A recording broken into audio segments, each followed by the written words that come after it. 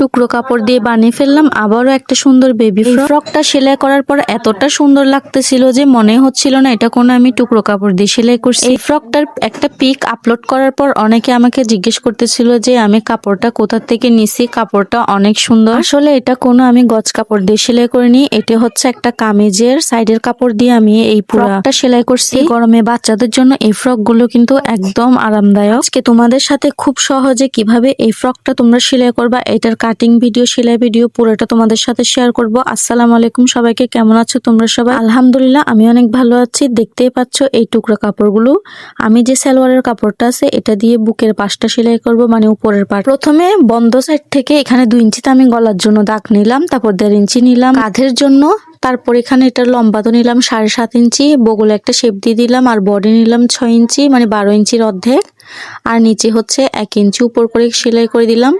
আর গলাটা একটু করে ভি শেপ করে দিব, হালকা ভি শেপ করে এভাবে কিন্তু কাটিং করে নিব। দেখতে পাচ্ছ এখানে আমি কাটিং করেছি। আশা করি তোমরা যারা সেলাই পারো কাটিংটা সহজেই বুঝতে পারছো। এরকম কিন্তু এখানে আমি 4টা পার্ট কাটতে হবে, মানে একটা পার্টের জন্য 2টা করে পার্ট লাগবে। প্রথম পার্টটা তোমাদেরকে আমি দেখিয়ে দিচ্ছি কিভাবে সেলাই করবা। এখানে কিন্তু আগে থেকে আমি ফিতা বানিয়ে নিছি। ফিতাগুলো হচ্ছে এক একটা 6 ইঞ্চি, মানে 4টা ফিতা বানাতে হবে।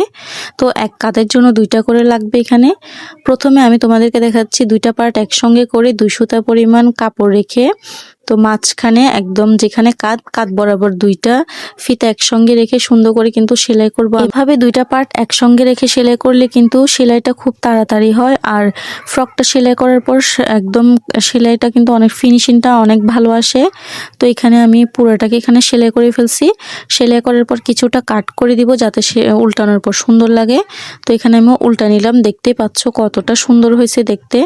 তারপর হচ্ছে এখানে আমি নিচের কুচির জন্য কাপড় নিচ্ছি, এটা লম্বা হচ্ছে 13 ইঞ্চি, আর সাইডে একটু সরে শেপ করে নিচ্ছি, তাহলে কিন্তু দেখতে ফ্রকটা পরার পর অনেক সুন্দর লাগবে। আর তোমাদেরকে তো একটা কথা বলতেই ভুলে গেছি, এটা আমি সেলাই করতেছি 6 মাস বয়সী একটা মেয়ে বাবুর জন্য। আর সামনের পার্টের জন্য কিন্তু অনেকটা কাপড় নিচ্ছি এখানে আমি, যেন বেশি করে কুচি হয়। আর যে কামিজটা থেকে এই কাপড়গুলো বাচ্ছে ওই কামিজটা কিন্তু অনেক বড় ছিল, সাইডে অনেকগুলো কাপড় বাচ্ছে, যার কারণে এখানে আমি অনেক বেশি করে কুচি করতে পারতেছি। তোমরা যদি সেলাই করে বেশি কুচি দিয়ে কাপড় সেলাই করবা দেখবা যে ঘেরটা অনেক বেশি হয়েছে আর দেখতেও অনেক ভালো লাগতেছে। তো সামনের পার্টটা সেলাই শেষ আমার, পরের পার্টটা কিভাবে করব তোমাদেরকে আমি দেখাই দিচ্ছি। তো পরের জন্য কিন্তু 2টা পার্ট নিতে হবে। সামনের পার্টটাকে যেভাবে সেলাই করছি সেম সেভাবে 2 সুতা পরিমাণ সেলাই করে নিচ্ছি। তো সামনের পার্টের যে 2টা ফিতা রাখছিলাম সেই 2টা ফিতা এভাবে রেখে ভিতরে রেখে সেলাই করে দিব, তারপর এটাকে কাট করে উল্টে নিব।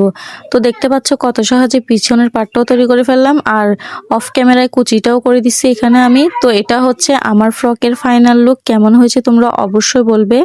ও আচ্ছা, এখানে একটু সুন্দর লাগার জন্য এখানে একটু বউ করে দিছিলাম। চলে আসবো আরেকটা ড্রেস মেকিং ভিডিও নিয়ে, ততক্ষণ পর্যন্ত তোমরা সবাই ভালো থাকবে। আল্লাহ হাফেজ সবাইকে।